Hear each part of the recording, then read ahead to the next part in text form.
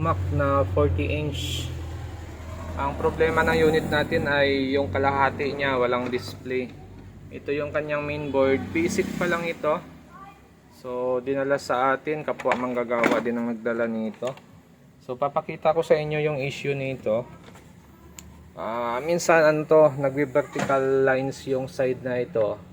Tapos itong side niya normal. So may nakasulat yan, no? 1/2 niya video, tapos yung 1/2 vertical bar lines. So ito nagba-bar lines to minsan. Tapos ito minsan ay nagkakaroon din ng picture. Yan, no? Blanco, ano? So yan yung issue ng unit natin. So pag ganito, check nyo lang yung mga source scope. Titingnan nyo kung malinis pa yung source scope. Yung pinaka ribbon nito, check nyo kung malinis din. So ito pinalitan na natin ito kasi yung dati niyang ribbon ay medyo nagkaroon na rin ng kalawang. So nagpalit tayo, may extra naman tayo. Tapos check natin yung mga circuito dito sa kanyang source scope. Sa area dito malinis naman siya, wala naman siyang umido or putol na circuit. Pagdating dito malinis din siya, okay naman dito. Tapos dito okay rin siya, wala din siyang putol. Pero pagdating dito sa pinakadulo, kailangan natin siyang linisin ng mabuti kasi dito nagkaroon ng problema sa dulo.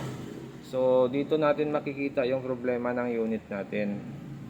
So mapapansin natin yung isang circuito dito ay nakahang, ano, kasi kumbaga ano na ito, na-repair na natin siya.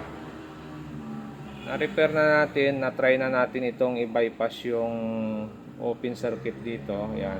So may jumper na tayo dyan. Kasi kanina naka-tap na yan dito. Yung circuito na yan, naka-tap na yan dito. So nagka-picture na siya. So ngayon inhang lang natin para ipakita sa viewers natin na ang problema ng unit ay dyan lang. So okay naman yung mga circuit natin dito. Malinis na yan. Isa lang yung naging missing supply dyan. So kukunin lang natin kung anong supply yung nag-missing dyan. Kaya nag-blanco yung isang side nya. Titingnan natin kung ilang volts yung supply na pumapasok dyan. Bakit laki ng epekto niya pag na-missing yung supply na yan. So ito, ngayon kukunin natin yung supply nito. So dito lang tayo sa test point or dito sa pinakapaa ng resistor. So ang supply pala niyan ay 3.3. Yan, o, 3.3 volts. So nakapasok yan dito. May 3.3 na tayo dyan, ito. Pero pagdating dito sa kabila, kasi tinanggal natin yung jumper, ay dito ang supply lang niya ay 1.4, you know, 1.5. So mababa, ano. So dapat ang supply nito ay 3.3 para magkaroon ng display. So lagyan natin, ito yan yung RD1. Yan yung supply na nagkaroon ng missing. Okay, so try natin i-jumper para makita nyo na pag na-jumper na natin yan ay normal na yung display ng unit natin, hindi na siya blanco.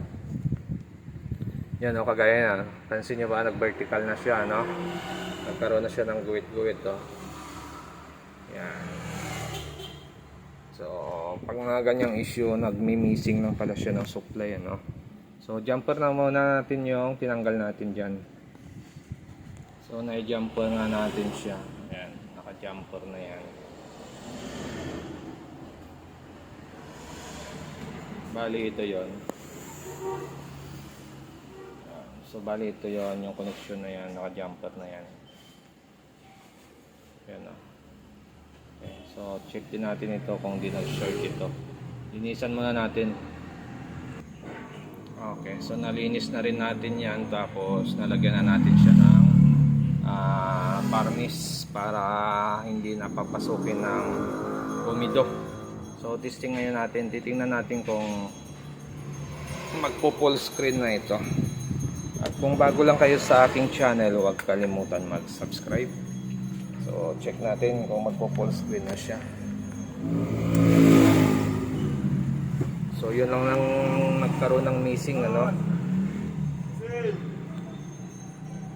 Yun, okay na. Wala ka mga diamond dyan sila. Okay na.